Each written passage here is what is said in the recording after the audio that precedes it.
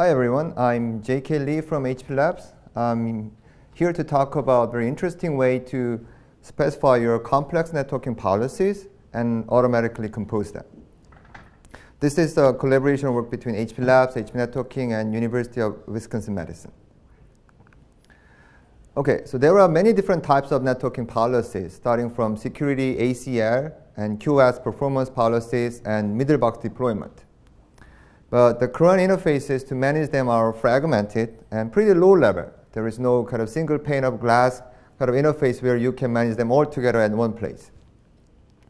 And we often have many different kind of silos and stakeholders who have different versions of network policies on the same network, starting from the operators, tenants, and application admins.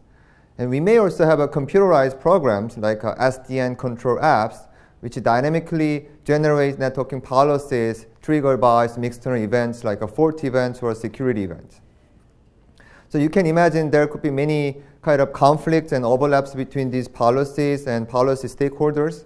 But the current way to detect such a conflict is basically all manual angry phone calls from customers say, hey, my network is not working, what's going on?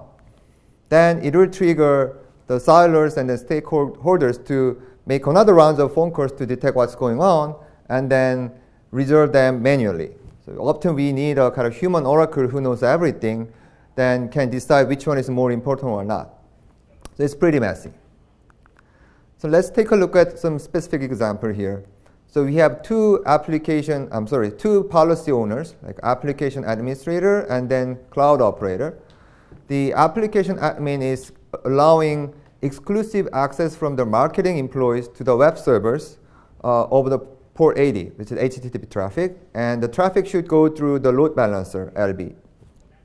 And we have a cloud operator who is allowing campus traffic to cloud over the 3 port numbers. And then the traffic should go through the firewall.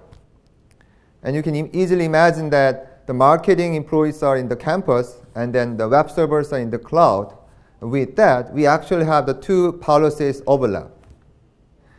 And then actually they conflict because the application admin policy is blocking non-marketing employees accessing to the web servers, while the cloud operator is allowing that traffic with his policy.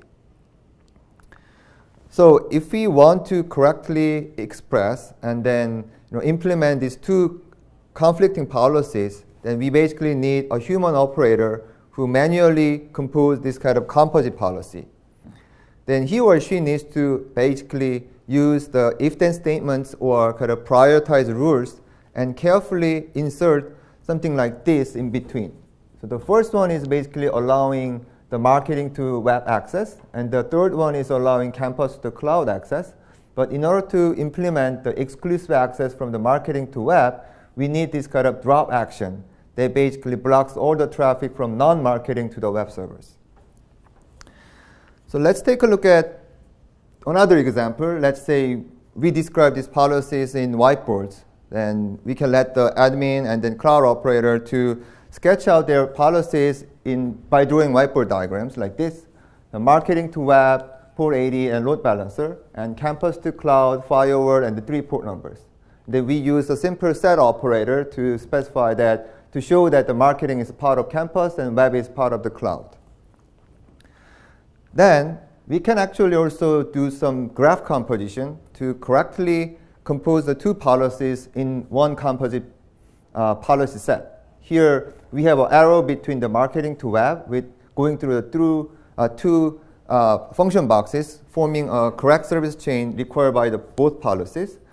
And then interestingly, we don't have any arrow from the non-marketing at campus to the web. So this is basically correctly implementing the exclusive access control required by the application admin. So what we have seen here is that the graph abstraction can be very useful to specify your networking policies naturally, intuitively, and then we can also leverage the graph structure to do automatic composition. And that's exactly what we do in our project, PGA, Policy Graph Abstraction.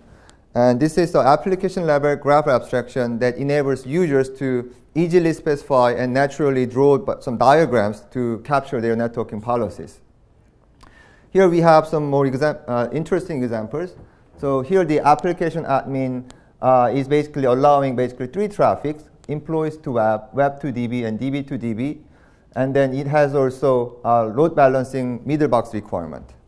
So specifying them in kind of existing interfaces, text form, you may need to write at least 4 lines of code or text. But everything is captured in one single simple graph in PGA. Then we also have another example like a SDN app, which is currently available as a HP Net Protector. What it does is basically, this is graph C in this example. And then what it does is that the normal host and clients, they can talk to DNS server, and then DNS traffic is monitored by the DPI middle box. And if something goes wrong and then some anomaly is detected, the end host is marked as a quarantined, and then quarantined host can only talk to the remedy server. So this is another kind of example of exclusive access control from the source point of view. So in this PGA model, it's very easy to specify, clearly capture that intent by just marking this node as a blue node, which means that this is exclusive. And then any quarantine node will only talk to remedy server, and then this policy will not change at all, will not be affected by any other policies that compose together.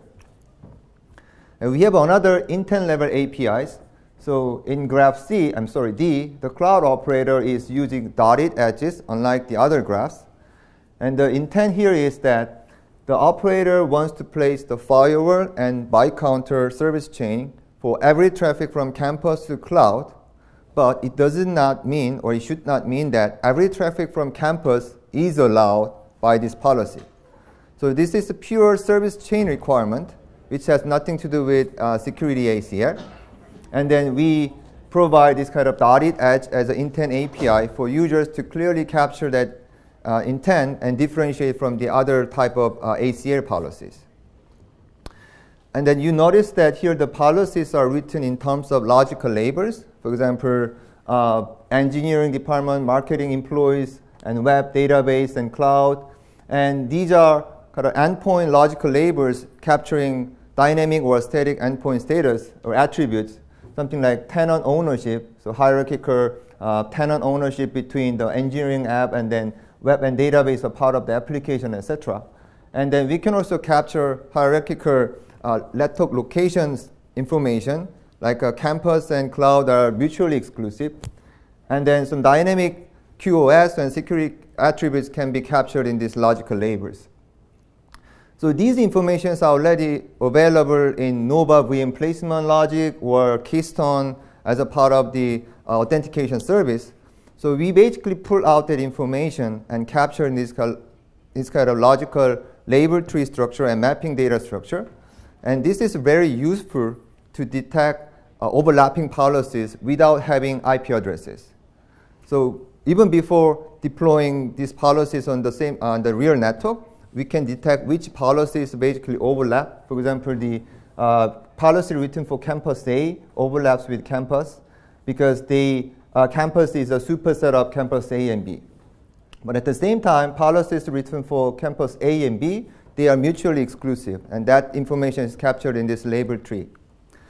So using this information, we can proactively detect some overlapping policies and resolve conflicts between them and generate something like this as a result of graph composition. So you can easily walk through this graph and see that, for example, the engineering department, campus A, quarantined, can only talk to the remedy server and correctly implementing the exclusive access policy from the graph, input graph C. And at the same time, the engineering department with the normal status can talk to DNS and then marketing department and the web and cloud as clearly captured by also the input policies. So this is very easy to walk through the graph and to reason about them and then troubleshoot any problem. But this right-hand side composed graph can be a little bit complicated compared to the individual input policies. And it would be hard to compose them manually if you have hundreds of thousands of policies in large enterprise IT. So we have a scalable algorithm which composes about 20,000 ACA policies in 6 minutes. And you may notice that here we have a service chain of firewall load balancer and byte counter, which is actually merged from the two input policies. And in order to this kind of automatic composition, we are leveraging the modeling information we have from the users. For example, users can easily specify that load balancer is just changing the destination IP address, and firewall is doing something also on the destination IP address. And we use the information to detect the dependence between them and then determine the right ordering between them in this merged service chain. Okay. So currently we are integrating our PGA graph editor in Horizon as our PGA extension. And then the multiple input policies from different users and applications are composed together by the PGA service. And then the finally composed graph is deployed down to the Neutron through our extension. And as a future work, we plan to work with Congress to collect some more dynamic label information from different type of sources. And then you can also imagine that we may have a kind of more tight control SDN controller instead of Neutron to enforce the policies down to the network. For that, we plan to collaborate with Open Daylight Network Intent Composition project so that we can more tightly enforce the dynamic label-based policies down to the network. Okay. So we have a snapshot from our working GUI. So we have a dashboard as a part of the Horizon, where you can manage the lifecycle of input policy graphs, from input policy graphs, the composed graph, down to the deployed graph. And here is an example of one graph editor where you can do simply drag and drop and decompose the clients and servers as a part of your policy. Another example of clients who web to database, and they basically overlap because the web and database are part of the servers. And at the end, we have this kind of correctly composed graph that captures all the policy required by the two input graphs.